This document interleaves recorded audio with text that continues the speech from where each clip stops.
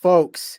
It's the Dynasty Hour, and it's me, Jagger May, as you call me here, but some of you on Twitter know me as Fantasy Blue Chip. And then with us, he's here, guys. It's Fantasy Jesus, Justin Herrera at SimTexMex93. He is done blessing his family, and he's with us, the fantasy family, today. And then we have no Andrew, so we are lacking a little bit of sophistication, which means we get a little bit more trash from me and then my buddy, our favorite basshole, Chuck Bass. You could see him every Sunday with me on another fantasy show. And also, he's in mid-season form on his This Guy Sucks podcast. And just look for the logo of Zach Wilson, and you'll find it, and you'll know that you're in the right place. So, gentlemen, we are... You should do one with Desmond Ritter, too. oh, God, man. Just Chuck, you're gutter, on mute, by trash, the way. garbage. Yeah, exactly. Yep. I mean, when, it's actually you've got good that two he's on QBs, mute. Yeah. Why would I ever? You know what? That's right now because I was letting out a vulgar storm that would make Charlie Brown's parents blush. There's so many options for the new "This Guy Sucks" logo right now. Like you can go anywhere with it. Yeah, even good players, you could say that they suck right now. Shout out to Justin Fields and like my 50% rostership. I'm in pain. But we'll get into it because, oh yeah, dude, like us and like the entire football guys roster, because like we're all Fields fans, and then we look like shit as a company because he's not good. It's not us. It's the children that are wrong. Yeah, I think we might be the only ones left because I don't even think Chicago is a Fields fan at this point. I don't think anybody in Chicago likes what he's doing. No, all my in-laws are in Chicago, and like you want to talk about This Guy Sucks? They're booing him on the field already. They're in full mid-season form, but we will get to the actual news and nonsense today. Well, speaking of mid-season form, guys, Mike Williams tore his ACL. He had his big game. I knew when he had his big game, it would be over. I hate this. I love Mike Williams. Mike Williams is a good, talented player, but fuck, guys, he cannot stay on the field. So let's ask the big question. Is it Josh Palmer or is it Quentin Johnston's season? Justin, we'll let you take it away first. I'm going to go with Josh Palmer. I ragged on Quentin Johnston. I'm going to stick behind my words on that one. I don't think he's really a talent at all. I think he's 6'4", and that's just about it. Josh Palmer, he looked serviceable. And, I always thought that Josh Palmer, outside of being 4 inches shorter than Mike Williams, was kind of what they were looking for with that back then. Because when you look at his college tape, he didn't catch a lot of passes, but every time he caught one, it was good ball tracking and the ability to go up and get good contested catches. At this point, I'm looking at it like, do I want any of that? Or do I want to just say, fuck it, let's try and see if we can get Donald Parham to have 2 touchdowns a game for the rest of the season? Yeah. On 2 catches for less than 10 yards. That's spicy. That's spicy with Donald Parham. Chuck, where are you at? Are you reaching in them tight end trenches like Justin is? I just want to Quentin Johnston now? I just want to shout out our 3 view here because in the old view, you would be able to see my hands balling up like this before, and you can no longer see that, which I think is going to be a benefit for us as a program going forward. He's not wrong. That's how you know I'm back because Chuck is mad. Dude, my fucking heart's starting to go low. I'm going to do the bear right here. I don't know what to make of the Josh Palmer thing. I'll start with that because he was actually very serviceable when one of Keenan Allen or Mike Williams was out of the lineup. That's no longer the case. It is a new OC. I just don't are they going to revert back? Austin Eckler back, Mike Williams is out. Are they going to, is that ADOT going to come back down to earth and we're going to see them revert to some old, Justin Herbert specifically revert to some old bad habits? Or is Quentin Johnston the kind of, the hedge to make sure that if something were to happen to one of these guys, that doesn't go away? That's where I'm hoping that draft pick is going to end up landing because Justin Herbert is playing out of his mind right now. He's dealing like Mahomes deals, which is a very spread around offense, but that might change if it's the Keenan Allen, Austin Eckler show. It's like, to me, Josh Palmer can kind of do it. He's no Mike Williams. He had a chance to be Mike Williams last year and it couldn't pull it off. But like again, you Mhm. spent a first round pick on Quentin Johnston. And kind of like Justin said, this is the one thing that you're supposed to be able to do, bud. So, Mhm. and granted, I'm not going to just indict him because he is a rookie. It's still only week 3. But ideally, I think that's where you should put your bets. I've been a Josh Palmer guy. I've been putting him up there. I think last season I said he was one of the few wide receiver handcuffs that you're picking him Yeah. up. Not because he's like that great and going to force his way on the field, but inevitably either Mike Williams or Keenan Allen miss a lot of time, and that like Mhm. the wide receiver 3 for the Chargers is like one of the most valuable spots. So Yeah. if I have to He give anyone, feels go very ahead. KJ Osborne to me. Quentin Johnston or Josh Palmer that is feels Oh, yeah. very KJ Osborne, and 2023 KJ Osborne is not waiver wire trash anymore, but just what I mean, that kind of mold. I think everybody understands the vibe I'm going for when I say that. It's kind of like he's the wide receiver potentially 3/2.5 on a high Yeah. powered volume, high powered passing offense. I Yeah, he's kind a of get what high you're end saying. jag. He's a very Very wide high receiver end, 3 very high end jag. ceiling with like a touchdown thrown in. He can get into that wide receiver 2 category. Yes. Yeah, that makes a lot of sense. And then for our next bit of news, um, he's coming back. It's Alvin Kamara, and to be honest, I didn't expect him to come back with this wide of open arms because Jamal Williams, like I believe he's on IR now, but Jamal Williams is out. Kendre Miller, his time to shine. Uh, I always said that I don't think Kendre Miller is bad. You want to talk about Jags? I think Kendre Miller is Josh Palmer with draft capital. I think he's super duper okay. Like I think he's super duper okay, if that makes sense. That when someone's Mm. hurt and the stars are aligned, he could probably do okay. But more than likely, I don't think let's put it this way. Guys we're going to talk about later, he's not Devin Ashane. And we're talking about rookie hype players, so we're going to actually hit on these rookies more. So let's keep it quick. With Alvin Mm. Kamara, Chuck, are you excited or are you in the same place that you were? Where are you at? It's funny, everything you said about Kendre Miller, I wasn't sure if we had moved on from the Josh Palmer segment or not yet, because it really feels like it applies to this right here. I'm with you. The open arms to Kamara is more out of desperation than anything, because this is about the most abysmal rushing attack that I've witnessed, at least bottom 5 from a vibes and eyes standpoint. Their EPA and success rate are both bottom 10, but man, it's like we were happy for Kamara to come back because we thought this was going to be a great situation for him. The only thing great about the situation is the opportunity. And I know beggars can't be choosers, but what I was hoping this passing offense was going to look like for the running backs with Derek Carr potentially hurt as well, it is murky, and I am suspect.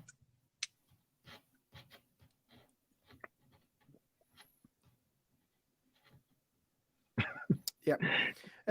The Saints look a lot worse. The Saints look a lot worse than I thought they would be. Actually, no, the Saints look exactly the way that I thought they were going to look like with Derek Carr. I was hoping that they'd be better. Like there was a hope that Yeah. maybe Josh McDaniels sucks. Maybe Derek Carr can get some of that rookie magic back. Maybe. But turns out we've gotten maybe not. Like they just look bad with Derek Carr or not. I think Dennis Allen is on thin ice right now. And what's crazy, I think Michael Thomas actually looks all right. We know Chris Olave's good. So Yeah. like you said, it's desperation. So Kamara might still be the Passing best running offense back on is this there. roster. Yeah. So Justin, where are you at with Kamara? Are you ready for him? Are you trading for him? No, I'm not trading for him, but I rostered him on a couple teams, and I'm very happy that he's coming back because some of my teams are just dealing right now with Roshan Johnson, Khalil Herbert, and a couple other guys as RB2/flexes, and I'm like, I'll take Alvin Kamara because at least he's going to get at least a couple passes a game, going to up your points that way.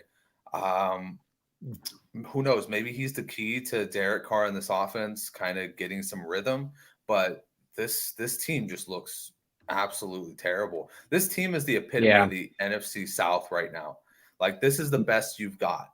And it's like literally a defense and whatever they can put on the field on offense. And on paper, you'd say this is actually a mid-level team. This team could make the playoffs. But when they try and put it all together on the field, it just looks like a heaping pile of doo-doo. And you're wondering, like, what's the missing piece here? And maybe it is Kamara. Him, to me, kind of feels like what the Green Bay offense looks like they're missing without Aaron Jones. I just don't know that Kamara can be that Aaron Jones for the Saints, and I just don't trust the offensive minds there, even if he's not, to prop him up to look like it. Yeah, I agree. The Saints, besides Chris Olave, I don't want any part of it whatsoever. Like I have like one Rashid Shaheed share that was some waiver trash that I put on a shelf.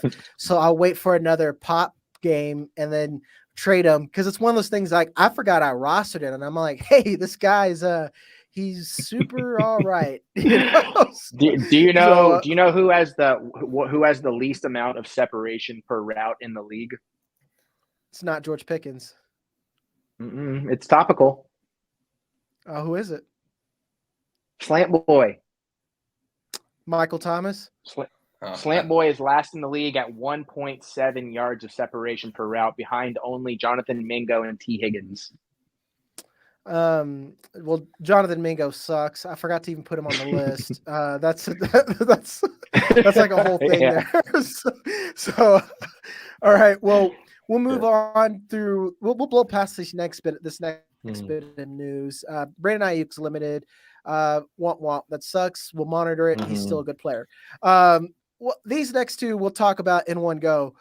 What the fuck happened in Denver or in Miami, wherever it was at? I don't even like, dude. Denver.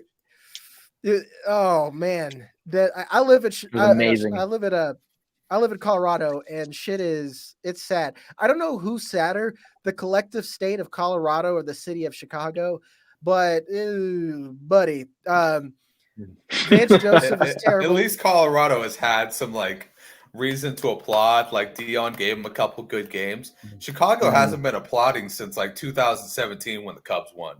And before that, it was like in the 1990s. It was in the 1990s. I'm sorry, it was like the 1920s. Like, Chicago has been bad for a long time. Yeah, and at least we have the Nuggets. We have the Nuggets here. I'm not a Nuggets fan. I'm a Thunder fan, so I'm depressed in a different sport. But I'm just saying, at least they have the Nuggets. But like, man, Chicago's bad. But like, you have to question Sean Payton. This is what I worried about, man. When these coaches go away, to me, it's kind of the same thing as a player. When you're not in the environment, we've seen how much the game has evolved. He was an older coach when he left to begin with. I was worried about him coming back sharp. I'm not saying that Sean Payton is everything that's wrong, but I'm just saying it's not all that better after Nathaniel Hackett. I just have this false sense of hope now. And on the flip side, you have Miami. I put this short out today. Mike McDaniel's Jimmy Neutron with Riz. He's like, this dude is Bill Nye, the fucking Russian game guy, and he could steal your girl and steal any point you ever thought you were going to make. And like, let's put it this way. They had to decide if they were going to break the record. They weren't like, we didn't happen. We're like, hey, do you want to break the record? We're like, nah, we don't want to be that big of an asshole. And that's almost even more smug that they they didn't want to break a record on him because it was just that embarrassing. We were kind of talking about Donald Parham. I know Alfredo Brown talked about this. Is like Durham Smythe kind of sexy now because like this offense is just so damn good that like I was betting overs on Jackson Berrios or Braxton Berrios. Where are you at with this team, Justin? Like, is it wheels up for everyone? Oh, 1,000%. I mean, I just wrote an article on the preview for this Buffalo Bills Miami game, and it's wheels up on everybody. And I'll tell you what, there wasn't one person that I said to sit in that game because I was just like, realistically, these are two juggernauts. They're just going to be going at each other. You got to realize Buffalo also went to a blowout. They blew out freaking Washington like 38-3. Like, come on now. I know, right? But a fifth round quarterback isn't that good? Get the fuck out of here, guys. Well, Brock Purdy did pretty good for himself, 7th round quarterback. But anyways, Denver. I want to talk about Denver because fucking Denver is the epitome of getting the two least accountable people on the fucking NFL, like in the whole organization that is the NFL together and saying, all right, guys, somebody's got to fucking take some accountability. Sean Payton's over here like, well, I got to look at the tape again and, what's the question and blah, blah, blah. And you're just like, dude, just say, hey, it was my bad. Like, I'm taking it for this one. This is my team. And then Russell Wilson, I'm glad that they don't have a mic in his face because that guy is the most smug fucking guy in the world. He literally comes off. There's a vibe for him where you're just like, wow, God, you have such a smugness. I just want to punch you in the face. But there's still such an innocence there where I'm like, did you ever really see the world as a child? Like where you just, coddled the entire time that you didn't actually have to take any accountability your entire life. And then he fell right into a situation with Pete Carroll. And now we got these two guys in the same room and we're expecting anything different. Like these are two guys that are like, oh, it's been my way or the highway the entire time. And they don't accept it. Oh, Drew Brees was there. Or, oh, Pete Carroll was there to manage my mistakes with this defense. So honestly, Denver looked like shit all around. I watched that game because I chart for FTN. I charted for that game. It was god awful. That defense could not cover anybody. I get it. It's speedsters everywhere. But at some point, you've got to realize, like, people figured out Tyreek Hill a couple years ago and brought in coverages for it. The shell coverage was brought in to make sure that he doesn't bust the top off. When you are sitting there and you only have one safety high and you're saying Tyreek Hill beat this safety, he's going to beat it every single fucking time. That's every time. Every time. That's a little bit on Vance Joseph, but like to me, we need to stop putting so much pressure. I take that back. These offensive coordinators fucking suck. All the coordinators suck. They need pressure, but I think equal amount of pressure needs to be on these head coaches. Because at what I know he's going to catch a stray, but fuck him, he deserves it. And I know we're using a lot of profanity this round, so I'm sorry, Joe Bryant, if you're watching this. I doubt it, but if you happen to be, I'm sorry. But Jesus fucking Christ, guys! Like Mike Tomlin, everyone knows Matt Canada sucks, but you apparently everybody knows he sucks. And then after it's like Justin said, everyone knows right now. Everyone is running shell coverage. You know why? Because the league has adjusted and everyone is slinging that mofo. If you put single coverage on someone and you don't have a safety up top on both sides, they're going to take that shot 10 times out of 10. And you don't yell at Vance Joseph after like the 6th time this happens when you get beat by a crosser or something like that. And then on top of that, you have one of the most expensive defenses in the NFL.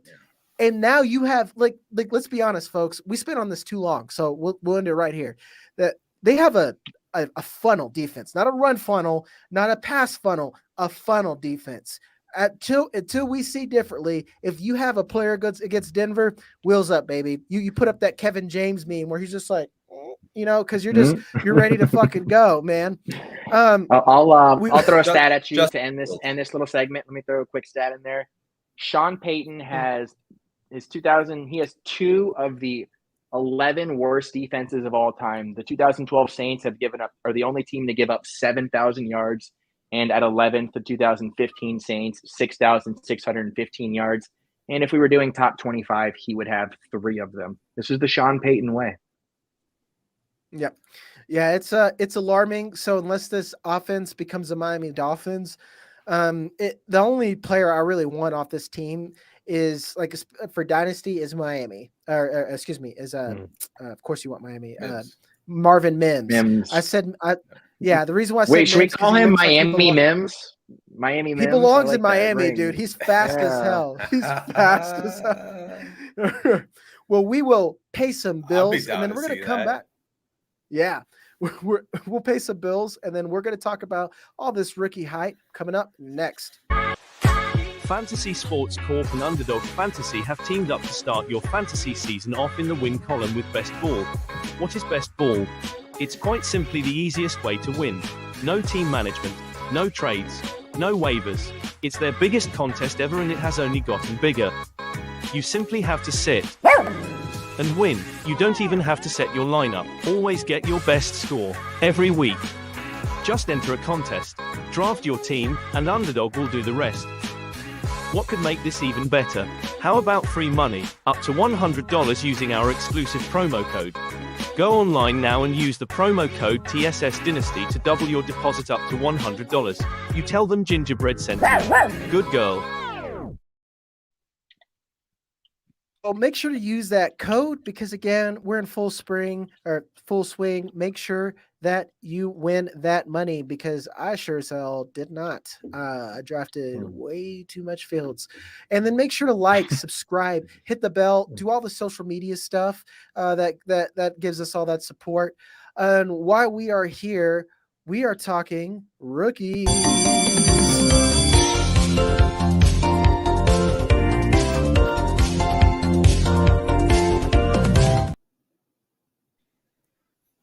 Get to use that often. We are talking about rookies and we are going to buy and sell rookie hype.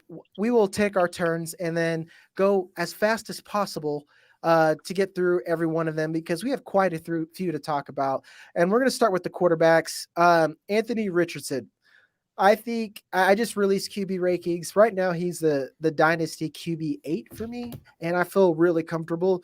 To be honest, all it's going to take is a couple of more games where he doesn't even finish and then still finishes it's like top 10 and I'm willing to put him higher. Chuck, where are your expectations with Anthony Richardson? You're obviously buying. Just how much, how high, how hyped? Yeah, and I'm like you. I have him as still the QB1 of this class, despite the balling out we've been seeing from CJ Stroud. We'll get into Stroud in a little bit, so I don't want to use him to prop up my argument, but Anthony Richardson is the new Cam Newton, and that's all you need to know. Cam Newton, despite all of his flaws, continued to be a year in, year out top 5 quarterback when he was on the field because he was capable of throwing the ball with relative accuracy, and his legs were the best in the league at almost all times. That's exactly what we get from Anthony Richardson, and I love, love, love what the coaching staff has shown us through 3 weeks. The way that they've been able to manipulate the line, the way that they've been able to get their guys open, and level of creativity that I think they're going to bring. And they're just getting started. This is just wheels up all the way. Yep, I agree. Justin, where are you at? Buying or selling Anthony Richardson? So I'll play the devil's advocate role on this one. It's not because Anthony Richardson is not a talent. He is an absolute talent. It does worry me that he's getting injured this often. It kind of shows, the ability, and it also shows like maybe we need to kind of teach this guy how to slide. Maybe we need to teach this guy to get out of bounds. Don't go headfirst in the tackles. Don't do all this type of stuff. I'm looking at it this way. You guys are probably heavy on the buy side, and I'm going to look for somebody who's going to be heavy on the buy side and try and get a couple picks for that because there's a guy coming out who's going to be a world beater, and his name is Caleb Williams, and I'll take him over Anthony Richardson any day of the week. So I will be the guy who sells because I worry about his future. I get that. I know I'm not going to sell, especially for Caleb Williams, at least not this early, because I don't want to gamble not getting Caleb Williams. Because I have a problem where I try to tank, but I'm really good at keeping quality players on my team, so I accidentally start winning. Because I have rebuilding rosters right now where I'm like, I'm not going to win, and then I have Zay Flowers, Jaden Reed, Anthony Richardson, all these rookies that I shouldn't be doing well, but I'm balling out, And so I'm just like, well, we've gone too far. And that's not me just humble bragging, even though I am, but it to me, that's where I don't want to risk the bird in the hand. And that's where I'm at. So we're pretty much consistent. At least Anthony Richardson is good. Justin is just a wet blanket. And then we're going to talk about another guy that I knew he was going to be. Yeah, I knew he was going to be good, but I wasn't sure of this good.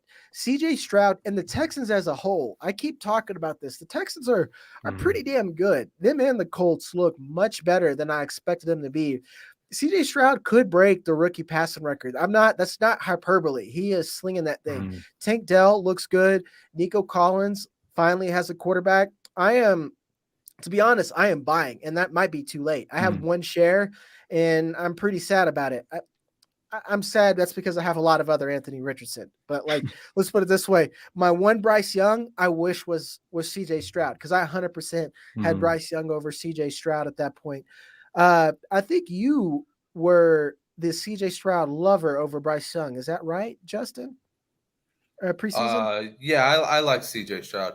I didn't like his situation, but I did like the prospect.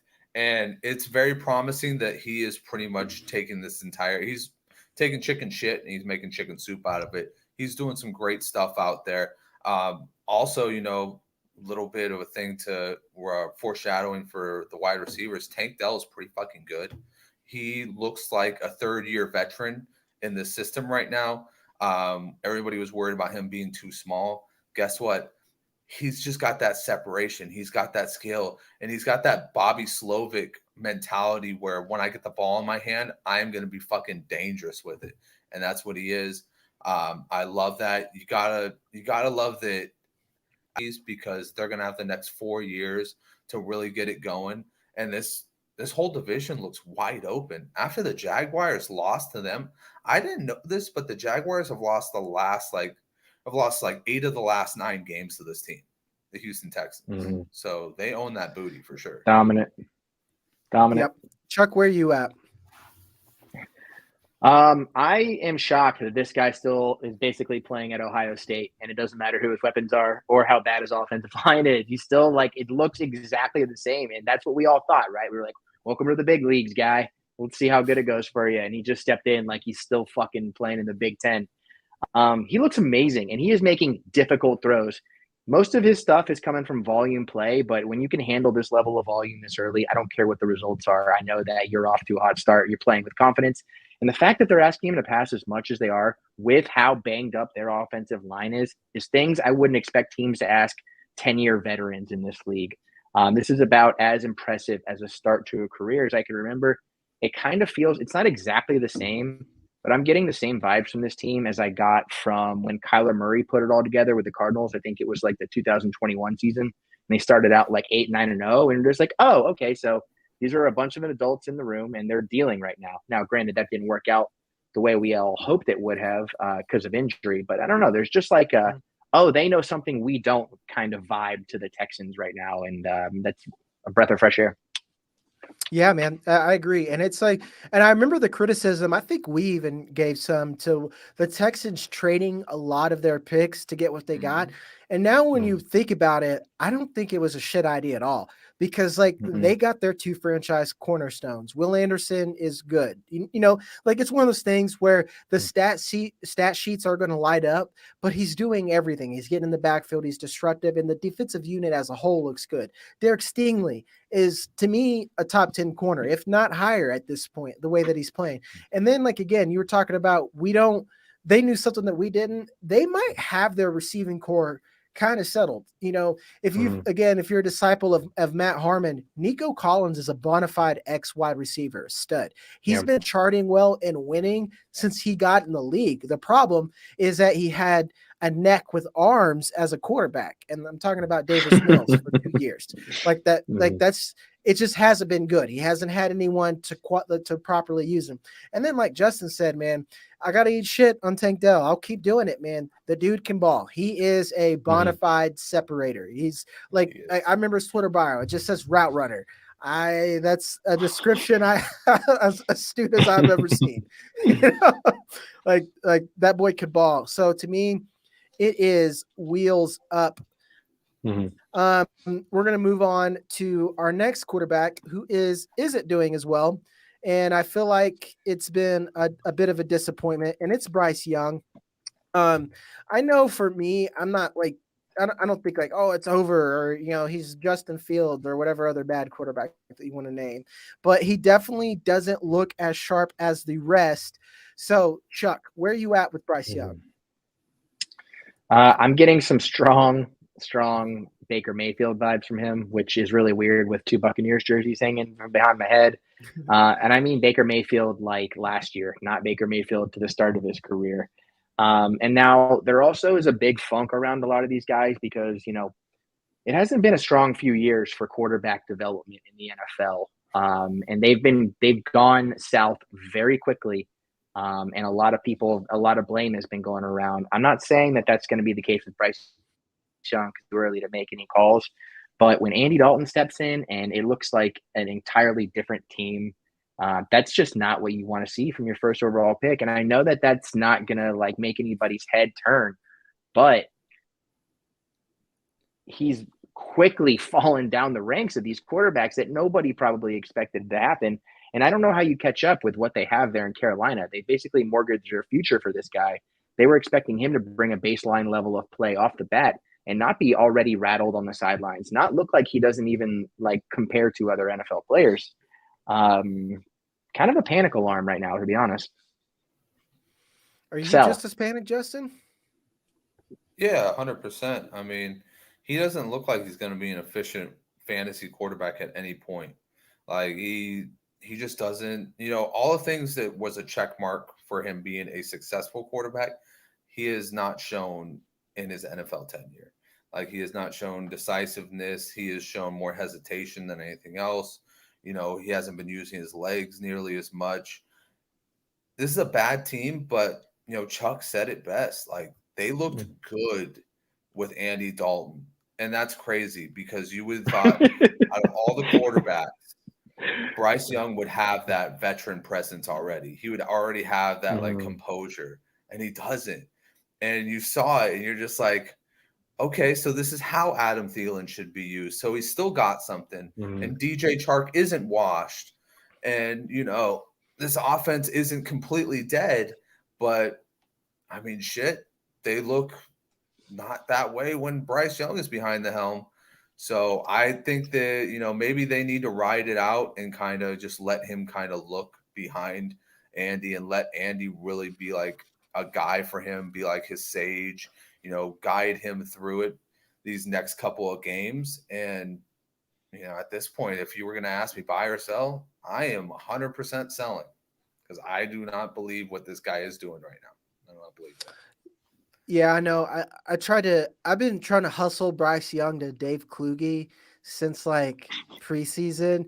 And I've given him everything. And every week I'm like, man, I don't have anything else to sell him to get Anthony Richardson, to try to move up. But I don't think I'm as alarmed as you guys, because like when it comes to overall skill, let's say with like Baker Mayfield, just using that as the same example, I still see the arm talent. I just think he's still playing like he's in college. And like, how we talked about CJ Stroud playing like he's in college? I don't mean in that good way. I mean that he, like, his first 2 interceptions I watched, and both of them, as soon as it left his hand, I said, "Ooh, baby, what is you doing?" Because you do not throw in the middle of NFL safeties and shell coverage. You can't do that. And I feel like in college he was able to get away with that. And and he's testing the defense. And then on top of that, after he's done testing the defense, then he's losing confidence. And that me building a narrative a little bit, but I'm not. Like, he's technically only played 2 games, so I'm not full sell panic, but I would rather have CJ Stroud. Do you guys have trust in Frank Wright's ability to develop a quarterback properly? No. It seems like Frank Wright can only thrive off washed up veterans. Andy Dalton steps in and it's like Frank Wright's like, oh, finally. Like, come on, man. Fucking break. I wonder if Frank Wright called Phillip Rivers. Say, Phillip, you want to run it back? Yeah. And we'll move to this next one pretty quickly. Will Levis, guys. Let's just keep it short and sweet. He probably fucking sucks. Let's just say what it is, man. He's probably not that good, because we look at Ryan Tannehill, and Ryan Tannehill sucks. And then we saw Malik Willis, and he sucked. And if Will Levis is 3rd on that depth chart, what does that tell you? Chuck, I'll let you take it away here. I think it tells you everything you need to know. I don't even know what else. I had a block of time dedicated to, writing something in my notes for this segment, and I had nothing. This is one of the all-time most opening shut cases. The Malik Willis thing is the nail in the coffin. especially for a team that is so desperate for above average quarterback play, probably even average now that Tannehill's bit the dust. I mean, if they have the Malik Willis tape from last year burned in their brains because it basically sank their season. They were going to the playoffs before they had to make that switch, and they still put him as the QB2 over Levis. That's just out. After seeing Josh Dobbs and what he's doing, you have to think it's like y'all couldn't give him anything. Like you can't. You could give Josh because I keep thinking that like I'm not saying Josh Dobbs is like to me he's kind of got that Luke McCown in him or Josh McCown in him where he's probably a quality backup that can win you some games. Yeah. And like you said, baseline, I think Josh Dobbs is baseline right now. Like I think a Jacoby Brissett type player. You know, when you talk about baseline, because it's like your tryout was like, all right, man, you had an hour of practice and here's our playbook on Madden before the game. Good luck with our receivers who can't separate. And then I get it, man. They try to get Levis. It's just, he's not good. And I don't think you can sell him. You're probably holding the bag. If you can't sell him in like a package deal, to, like a sweetener, good for you. So we will move on to running backs, and let's talk about the first one. This is another thing that we could keep short and sweet. Bijan Robinson is as good as advertised. He's really fucking good at football. I don't think there's anything to be said. Justin? Yeah, I mean, he's going to have those peaks and valleys, you know. Every once in a while, you're going to have a bad game like last week. But guess what? This guy is getting all the usage right now, and this offense has told you straight up it does not give a shit about your fantasy quarterback, does give a shit about Drake London, doesn't give a shit about Kyle Pitts. So roster Bijan Robinson, because that's the only one that will get the ball. Yeah, that's the only one that I guarantee you that I'm pretty sure Arthur Smith texts Bijan good night and good morning like every day. Like, he's his number one boy. He's his number one boy, and he's the only one he cares about. And you know, we have that one Tyler Algier spike week. Why didn't I sell? Why didn't I sell then? Because it's like he's going to get carries, but they're just not that good. He's just like, he's okay. You know, to me, he's on the James Conner spectrum. And I know that fires people up because James Conner has this fan base or whatever, but I'm not one of them. So it's wheels up for Bijan. I'm sure Chuck kind of agrees. So we'll just go on to our next guy, Jahmyr Gibbs. And this is another one that needs a little bit more nuance, but it's kind of the same thing. Every time this guy touches the ball, it looks great. And like last week, he had the reins, but he had 17 touches for 80 yards. I wish he had more passing game. But at this point, I don't really know what the Lions want to do. And they were throwing the ball quite often. And maybe they had him in that 1A role that David Montgomery has. I'm not really sure, but he's going to be fine. So I'm sure that if anything, there's a buy window. Chuck, are you seeing Gibbs being traded anywhere or anything like that? No, I haven't seen much movement on him because I think everybody knows exactly what you said, right? We can see the talent. My only concern is that I don't think they're using him north-south enough. It's a little more Lev Bell than I would like and not enough kind of, Devin A-Chain. Maybe why not throw that in there? I just, they're giving that to David Montgomery. Why aren't we running similar plays for Gibbs? And I understand the idea of getting him in space, but I think that's underutilizing his talent. And I think if he was being used that way, we'd be having him right up there with Bijan, because you're right. He looks so ready. He looks so amazing already. So if you can get him for somebody who might think they're panicking, I would pay a premium. Yep. So Justin, I'll pose this question to you. I sent out a Dynasty trade and I feel like it's a little bit nuts, but when you really think about it, it's not as crazy as what you think. This is for a contending roster and I'm desperate for running back. I sent Trevor Lawrence, and in return, I get Jahmyr Gibbs and Mac Jones. Is that a wild trade? No, not at all. I mean, Trevor Lawrence right now might not get you too much because of what obviously his waning value right now, and with the whole Doug Peterson giving up the playbook, people are freaking out over that. But to be honest with you, that's not a wild trade at all. I think you could probably, if you didn't already pull it off, you could pull it off, because a lot of people still have that bad taste of Mac Jones in their mouth and they don't know what they have in Jahmyr Gibbs. I would say it all depends on if it's super flex or if it's single, which knowing you is probably super flex. So yeah, I think that's a great trade idea. I don't know if it's going to get accepted because, a lot of people have fallen in love with Gibbs. A lot of people put a lot of capital in the Gibbs. If it's a startup, he put a lot of capital in the Gibbs. So it's going to kind of depend on that. But I would take that trade if I were you. He hasn't responded, and it's kind of a home league. So it could be that he hasn't looked, and it could be that he's like, fuck this guy. So we'll find out next week. The problem with home leagues is they know that you're a fucking analyst, so they fucking think that they're already like, oh, this is the fucking wise guy over here trying to pull a fast one on me, and they kind of like reject the trade because of that. Yeah, man. The worst thing I ever go ahead. Something that concerns me, and you just hate to see it early on, especially with Jameson Williams out, is Lions being 25th in rushing success rate and 23rd in rushing EPA. I mean, I just think that's. Do you guys feel like that's a talent thing, or do you feel like that's a scheme thing? No, it's a scheme thing, 1,000%. I wanted to say this. I don't think that this. It's the thing. Dan Campbell and Robert Saleh, they came in as motivators, right? But they didn't really surround their team with the best minds, in my opinion. And I think their teams are getting driven fully by talent right now. And it's kind of, negating the fact that if they actually had the proper scheme for these players would be jumping off the page right now. Look at the Eagles and DeAndre Swift right now. DeAndre Swift is not better than Jahmyr Gibbs at football. Very similar styles, but one is going batshit crazy right now, and the other one is like he's stuck in first gear. So I totally think it's a scheme thing at this point. And from the first game I saw it, I was just like, why aren't they just like dogging the Kansas City Chiefs right now? Oh, it's because they don't actually know what they're doing on the coaching side of it. I heard somebody say that Gibbs looks like Swift on the Lions, and that really cracked me up. I get it. Yeah.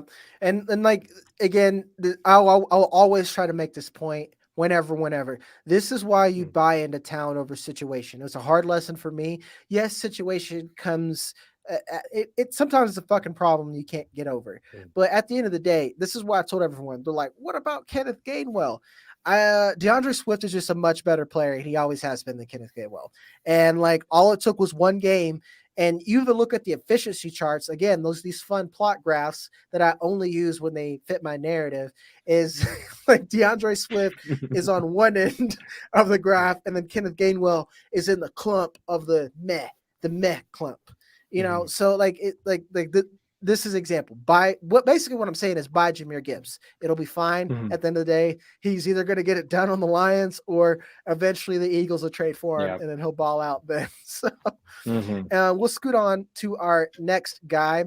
We're going to talk Zach Charbonnet. This is one where I think I'll start this one off. This is a clear buy.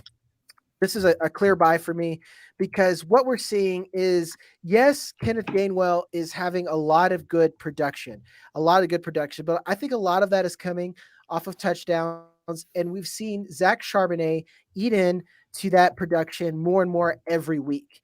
I think he's going to come on a lot faster than Tank Bigsby was, and then earlier this year, especially in the preseason, I was on the opposite end. I thought Tank Bigsby would take over the backfield. And now I'm not saying he's going to be the guy. Clearly, Kenneth Walker is still good. And even me probably overblew a little bit of Zach Charbonnet. I just don't understand why coaches are blowing all this draft capital on running backs when they don't want to play him to begin with. But that's a whole other story. So, Justin, are you worried about Charbonnet?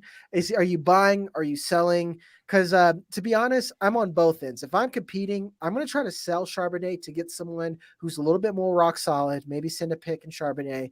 But if I'm rebuilding, I'm still buying because a lot of these contenders that drafted Charbonnet at the end of the first round, maybe at the second round, probably looking, or like I just said, looking to move on and get something a little bit more solid right now. Where are you at? So Charbonnet is one of those guys, he has like a cult behind him. And it's a lot of guys that are bright minds that are saying, this guy is just one Kenneth Gainwell injury away from getting there. And I think it's actually true. Seeing what he did last week, I'm like, this is what you wanted to see. I picked Charbonnet. I picked Charbonnet in a redraft league not because I thought he was going to be the guy right away, because I knew he was going to be the guy later. Yeah. Like, this guy has tons of potential, and those are the moves that put you ahead. You know, when you draft well enough to where you can sit somebody on your bench for 6 weeks for when he breaks off, and you don't have to go and search for him on the waiver wire, that's a good move. And that's what a lot of people are thinking. A lot of people are thinking right now, big game, maybe he's going to start to get more touches. Pete Carroll loves to run the ball all the time, and it's going to be hard to buy him. I think him and Shane right now are going to be two of the tougher buys, outside of obviously Bijan and Gibbs. But they're going to be two of the tougher buys in all of rookies right now, because Shane just had a monster game and everybody's on the hype train. They're going to be looking for a first-round pick or something like that. And then Charbonnet just like kind of peaked into what we could see from him if he got more touches. And people are going to be like, oh, okay, well, you know, he's starting to start up. You know, Seattle's starting to give him a little more. You know, I'm going to need a couple picks for that one. So I think it's a great time to just kind of hold, maybe let a couple things happen. I still don't think it's going to be his game until maybe like 6 to 10, week 10 down the road. But I would say right now, just kind of hold, let it die off for a second, and then bring it to you. Then be like, all right, Zach Charbonnet, is he on there? Is he available? I'm sorry, I'm taking up so much damn time with my rants.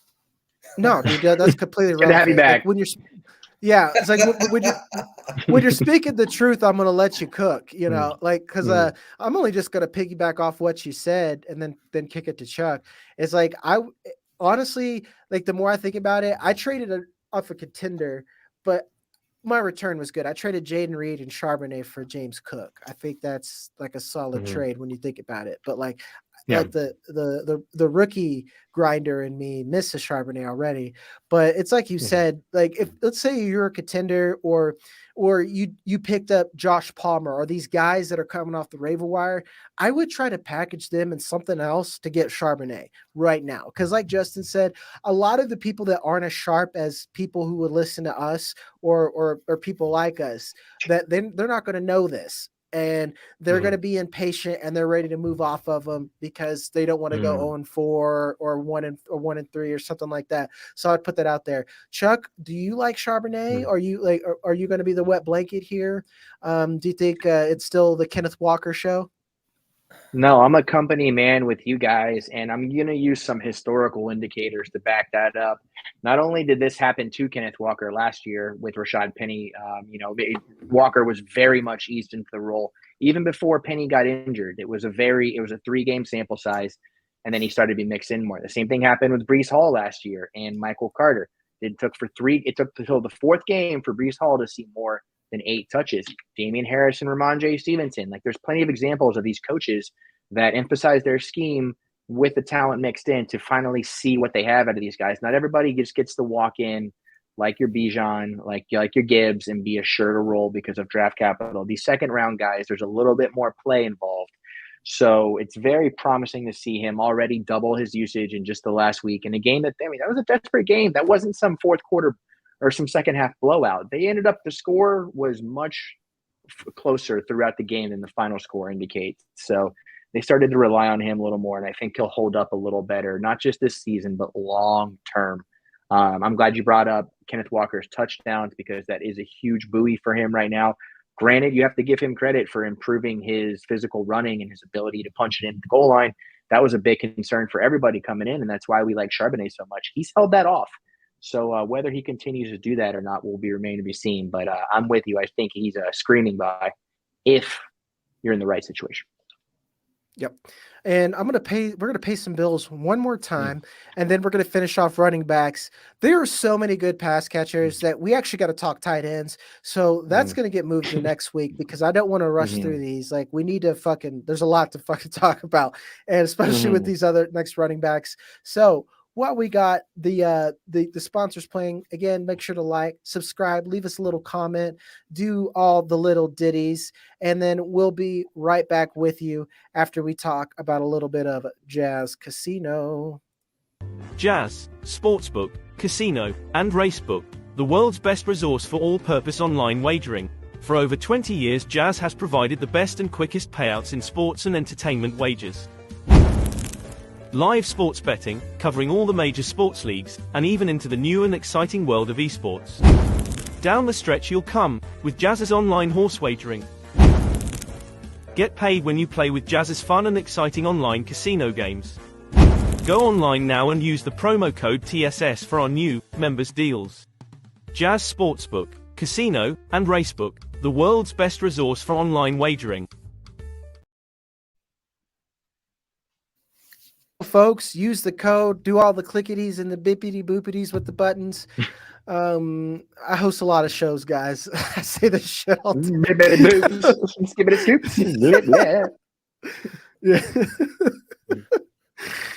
All right, we're finishing off talking rookies. And this next guy, man, you want to talk about having FOMO, man? Devin Achane, he is really good. He's really good. I could have had probably 100% roster share, and he looks good. Chuck, where are you at? Like we were kind of talking about this ahead of time. It's wheels up. We know that with most of these guys, but going forward, let's knit it. Let's hammer it down. Jeff Wilson's coming back. Raheem Mostert's still there, but do you think Devin Achane is just going to be the guy here soon? I'm going to pivot here and say, yes, I do think he's the guy here soon, and I think he's about to rip off a nice little run here. And I'm going to end it with, I have not seen one running back in this system, regardless of what team it's on, last more than like 2 or 3 years. Justin, how many have you seen them rotated through there in San Francisco?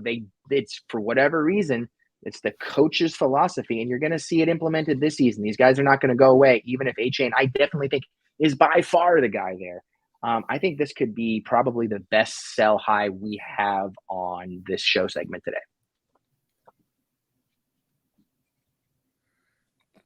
That is spicy. That is a spicy take.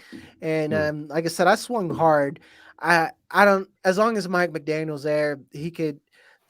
I don't know, man. Like I made a joke that Brucey from the longest yard could have went for 70 in a tutty. So I just want to like any piece of it. Justin, where are you at? Yeah. So if you know the show, me and Chuck, we rarely agree on a lot of things, but this one, I agree on everything this man fucking said. Down to the running back lasting. It doesn't last very long. It usually they're out by like 5 games or so. But this system is explosive. I mean, Raheem Mostert owns the NFC Championship rushing record, which was like 240. Jimmy Garoppolo passed the ball like 8 times in that entire game. But it's like that's just what it is. It's the South Beach track team. Like literally, like everything that you saw on Sunday was open space, outside zone, get it to these guys, and they'll fucking do the rest. I mean, Devin Achane pulled off, I think, like a 67-yard run where he wasn't even freaking touched. Like, not even touched, dude. Like, this guy was just fucking out there blazing his, I think it's like 4.3 speed out there. It's unbelievable what they can put together. But, you know, going off of what Chuck said and going off what Jagger said, literally anybody can do it. And that's the biggest problem with this system is that you have nobody there who's going to be a Nick Chubb. Nobody there who's going to be a full-on staple. You've just got guys, a rotating like door of guys that are just ready. If you're injured, you're out. Guess what? Here comes Raheem Mostert. Guess what? Here comes Jeff Wilson. And then you're just hoping you get back into that rotation at some point. Because even the guy, Chris Brooks, he looked good. He carried the ball 7 yards, dude. Salvon Ahmed. Yeah. Everybody looks good in this system because it's literally just get the ball to a fast guy in space. That's the system. And it works because you've got Tyreek Hill, you've got Jalen Waddle, you've got Devin Achane and Raheem Mostert. Like NFL Next Gen Stats ranks the fastest ball carriers of the season. The Dolphins have the top 5 between Tyreek, Mostert, and Achane, and they also have Waddle at 12. So all of their skill position guys have cracked the top 12. But like to me, like I know it's so simple, but like we'll give Mike McDaniel some credit because he draws up some beautiful runs. So like I'm not gonna shit on the guy, and I know we're spending a lot of times, but holy fuck, man! Trust me, I'm not gonna shit on the guy. I like what he does. The scheme is simple, Yeah. but it's all about how to get your blockers to move. Like the blockers have to be fast too. Like Yeah, and they it's get all about big, athletic, fast blockers. Yeah, their Oh, go ahead. offensive line is actually what builds this team. He's like, because I Mhm. imagine he went into that GM's interview. They're like, all right, McDaniel, how are you going to build this team? He's like, give me some bomb ass offensive linemen and the fastest motherfuckers. Everything else is going to be all right. And then everyone's just like, okay. And here we are, like 70 points later. You know? Rolling. Exactly. So we got two people telling you to sell. I don't want to be wrong. I think he's a buy. So I'm sticking around. So we're going to talk about our next guy, Roshan Johnson. He's someone that I don't have a lot of, and a lot of that is because I got receivers around his range. Like I got Jayden Reed, Josh Downs, and I don't regret that 100%. But Roshan Johnson, where are you at, Justin? Do you think he's for real? He has kind of shitty draft capital. I think at least for this season, he's taken over for Khalil Herbert. He looks just better. Just looks better. Yeah, I don't know if he's for real because I don't know if anybody on this Bear team is actually for real. Like I think that at this point we need to start thinking about Matt Eberflus. Like, why is this guy not getting any of the blame? Like we always talk about Justin Fields needs to be better. Matt Eberflus, you need to be fucking better.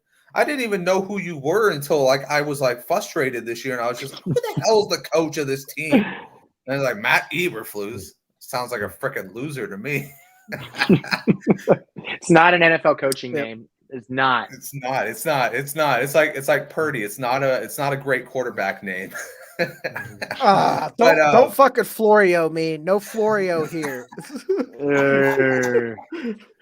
I swear, Florio just says shit just so he can get on daytime radio and have to explain himself, and then he reminds me of like cutting way. He reminds me of like that episode of Seinfeld where George is trying to get fired from the Yankees, and he just does and says everything that he can, and they just won't fire him. That's Florio right now.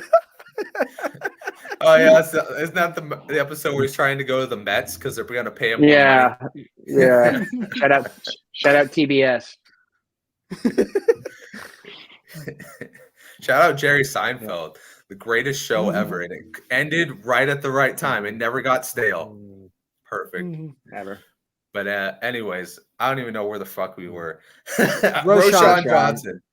Buy him because, like Jagger said, by the end of the year, he is going to be the full-on starter. Khalil Herbert is trash. Chuck, where are you at?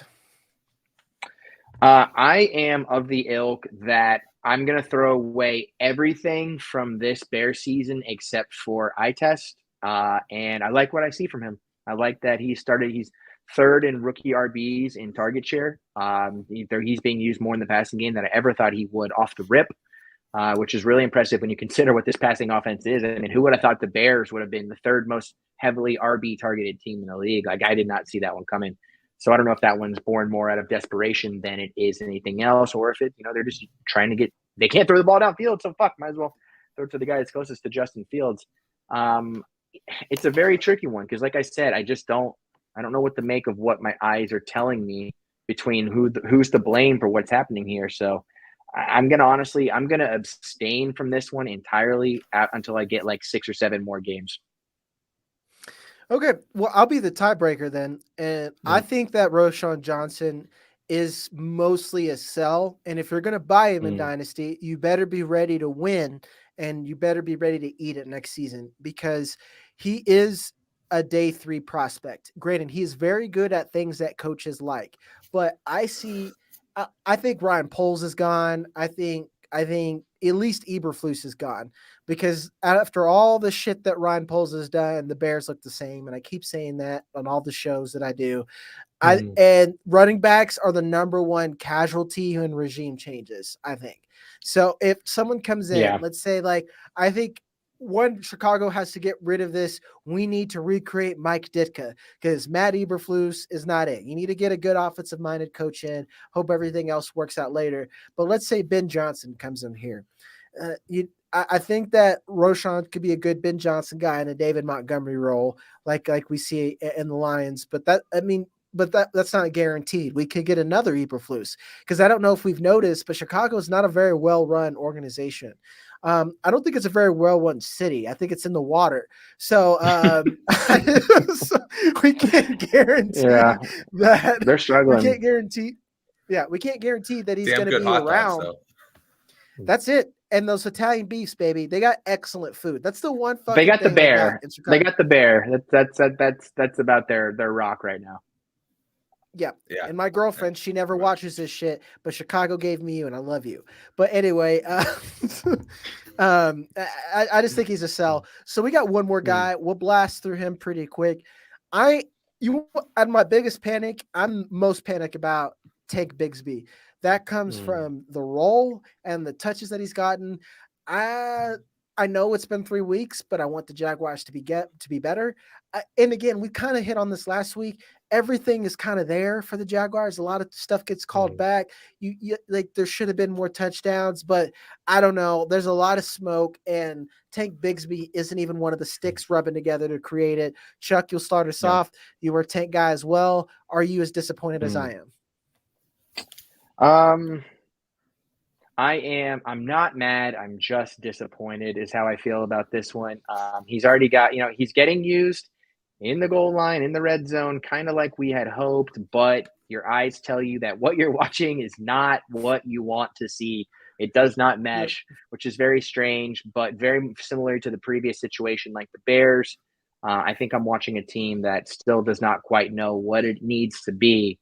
So I'm still holding out hope that there is a team and there's an offensive running scheme that knows how to utilize Tank properly along with ETN, because I don't know if he can be a standalone guy on his own. I was hoping for some thunder and lightning here. My biggest fear is that I didn't think 2 Tanks could succeed in the NFL, and one of them is in Houston. So I think this might actually end up being the guy who bites the bullet there. That's early. Like Chuck's already ready. He's already dug his hole in the backyard and then calling him out there. It's like, hey, come look at this hole. Let me see something. And then he's putting the bullet. He's getting Goodfellas real quick. Oh yeah. They're bringing him in the room right now. Just where are you at? Are you as morbid as Chuck? See, Chuck, that's what I like about you. You're not afraid to tell the truth about it. I said that on TSS Fantasy last night. I said it's time to fucking go and put fucking AJ Dillon in the wood chipper and just fucking bury the fucking ashes, burn it all. That's who I was thinking. That's who I was thinking when I was talking about Tank. That's so funny you say that. It's done. But I'm going to be a little bit more optimistic. Guy's 3 days, or he's 3 games in. He's got 2 touchdowns. ETN is, he's not who we thought he was going to be. Shit. The Houston Texans allowed the most touchdowns to opposing running backs last week, and this guy did nothing with it. He got like 80 yards. Like, come on now. Like, what are we doing? I could see him getting an expanded role going forward. What he does with it, I don't know. But I can see him getting one, kind of like Roshan. You hope that he kind of just expands the role. And by like week 10, maybe he's getting into that 10 to 15 touches, maybe hot hand rules type of game. But I would buy him right now because it seems like you can get him for like a third. Seems like a lot of people have soured on him. Yeah, again, that's just like a lot of contenders have Bigsby, like me included, because like Bigsby is another one where, like, to me at his price range, he was basically free in a lot of most rookie drafts. So like I still think he's a buy, and it's one of those things, kind of like Justin said, I'm willing to be patient about it. But like, man, my Scott Fishbowl team takes a hit every week. That team looks like dog shit, boys. And took swings. You took swings, man. You took swings. Yeah, and I missed hard. So like that's the show this week. Again, we're going to be talking about all the pass catchers. We have so many receivers to go through, and the tight ends are actually relevant already. So make sure, again, like, subscribe, hit the bell, and then look for us next week. I am Jagger, also known as Fantasy Blue Chip. With me, as always, is Fantasy Jesus, Justin Rare at Simtex Mex 93, and then Chuck Bass at Chuck Bass FX. Chuck Bass FF. I'm sorry, guys. I'm over here gagging. And you could catch him on This Guy Sucks every week. And then you could see him with me on Sunday mornings on another fantasy show. We'll catch you on the next one, folks.